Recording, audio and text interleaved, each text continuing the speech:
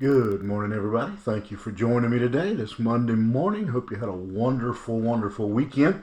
And if you would, if you'd like to follow along, we will be in, again, the 18th chapter of the book of Acts in the 8th verse.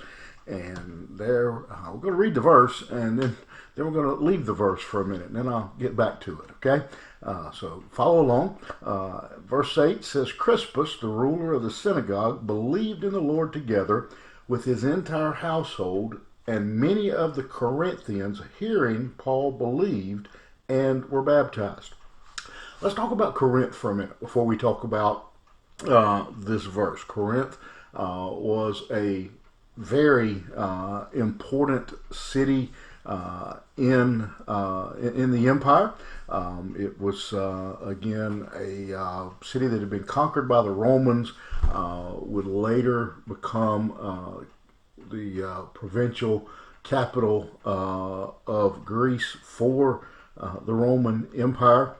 It was again a very history-filled city. It was a very wealthy city because a lot had to do with its geographic location and the access there was to the city. It was also a city that was known for its multifaceted paganism. They weren't just heathen, they were heathens in lots of ways. There was a lot going on in Corinth. It was just a center for immorality. And so it was a very wicked city, and it was an area for whatever reason, that many of the Jews had settled in. In fact, some recent archaeology has discovered a building that over the doorway of the building it said a synagogue of the Jews, and so archaeology has once again backed up Scripture. But many Jews, as they had been dispersed from Jerusalem, had settled in Corinth, which is most likely the reason that we see Paul in Corinth. He had an audience there. And every one of the various religions that they had in Corinth, all of them were in some form or fashion immoral. They were just extremely corrupt. The morals of the people of Corinth were corrupt. They were, it's been written that Corinth was corrupt even compared to Rome. That the Corinthians made the Romans look good. They were so bad.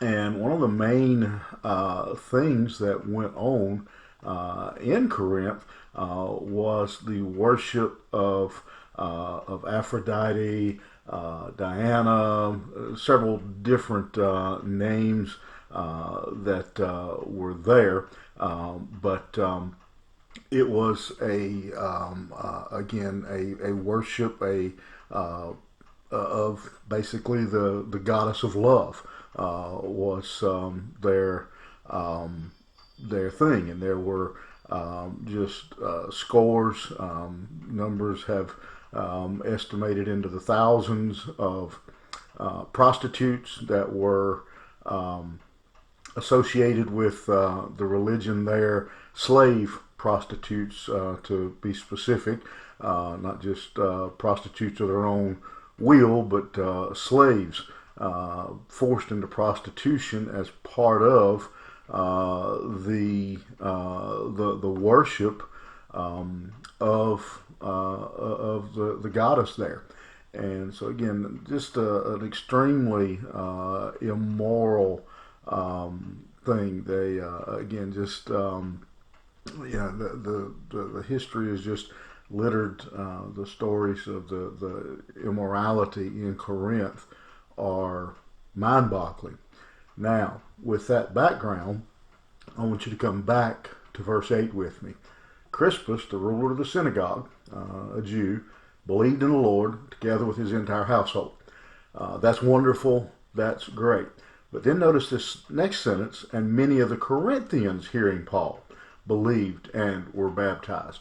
And so what we see in this verse is some of the most immoral people on the planet in the most immoral city on the planet, when touched by the gospel, were saved.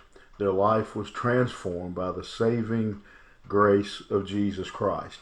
And I just want to leave you with this thought, and as you think about that, again, this background of this city, how wicked, sex with prostitutes was part of their worship. That tells you again how wicked this city actually was. And yet, when they are exposed to the gospel, when they hear the preaching of Paul and are exposed to the gospel of Jesus Christ, they make a decision to change, to turn their life over to Christ. And I tell you that just to remind you, as you go out into the world today, this week, that you're going to meet some immoral people. You have some immoral people probably in your family, in your workplace, but none of them are beyond the gospel of Jesus Christ. But here, notice what it says. When the Corinthians, hearing Paul, they believed. How can they come to know Christ if they don't hear?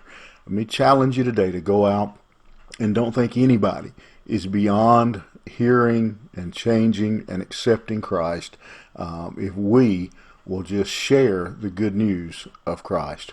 You think about it. Have a good day. We'll see you here tomorrow morning.